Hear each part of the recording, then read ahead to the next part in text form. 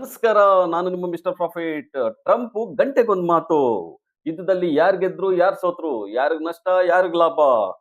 ಯುದ್ಧ ಕದನ ವಿರಾಮವೋ ಇಲ್ಲ ಯುದ್ಧ ನಿಂತೇ ಹೋಯ್ತೋ ಅನ್ನೋ ಹೊತ್ತಲ್ಲಿ ಟ್ರಂಪ್ ಒಂದು ಬಿಗ್ ಶಾಕ್ ಕೊಡ್ತಾ ಇದ್ದಾರೆ. ಇರಾನ್ಗೆ ಯಾರ್ಯಾರು ಡಿಫೆನ್ಸ್ ಸಪ್ಲೈ ಮಾಡ್ತಾರೋ ಅವ್ರಿಗೆಲ್ಲ 50% ಟ್ಯಾರಿಫ್ ಅಂತ ಹೇಳ್ತಾ ಇದ್ದಾರೆ. ಇನ್ನು ಗೋಲ್ಡ್ ನೋಡೋದಾದ್ರೆ 1,51,000 ಫಾರ್ 10 ಗ್ರಾಮ್ಸ್ ಅಲ್ಲಿ ಇದ್ರೆ, ಇನ್ನು ಸಿಲ್ವರ್ 2,40,000 ಪರ್ ಕೆಜಿ ಅಲ್ಲಿ ಇದೆ. ಕ್ರೂಡ್ ಆಯಿಲ್ ಎಗೈನ್ ಜಂಪ್ ಆಗ್ತಾ ಬರ್ತಾ ಇದೆ. $98 ಪರ್ ಬ್ಯಾರಲ್ ಅಲ್ಲಿ ಟ್ರೇಡ್ ಆಗ್ತಾ ಇದೆ. ಇನ್ನ ಅಮೆರಿಕ ಮಾರ್ಕೆಟ್ ಎಲ್ಲ ಮಾರ್ಕೆಟ್ ನಿನ್ನೆ ಪಾಸಿಟಿವ್ ಸ್ಟ್ರಾಂಗ್ ನೋಟ್ ಅಲ್ಲೇ ಇತ್ತು.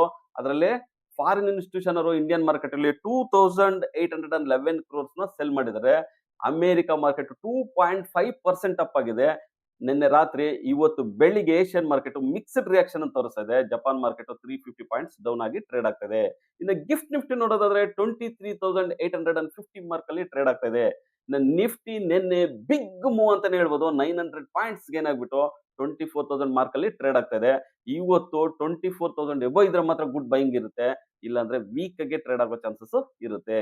ಸೊ ಸಪೋರ್ಟ್ ಬಂದ್ಬಿಟ್ಟು 23,500 ಇರುತ್ತೆ. ರೆಸಿಸ್ಟೆನ್ಸ್ ಬಂದ್ಬಿಟ್ಟು 24,300 ಇರುತ್ತೆ. ಇನ್ನು bank Nifty 3,000 points biggest move ಆಗ್ಬಿಟ್ಟು 55,700 ಅಲ್ಲಿ ಕ್ಲೋಸ್ ಆಗಿದೆ.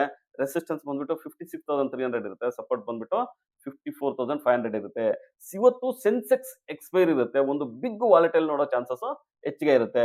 ಒಂದು ಬಿಗ್ ಮೂವ್ ಆದಾಗ ರಿಟ್ರೆಸ್ ಬರೋ ಚಾನ್ಸಸ್ ಹೆಚ್ಚಾಗಿರುತ್ತೆ.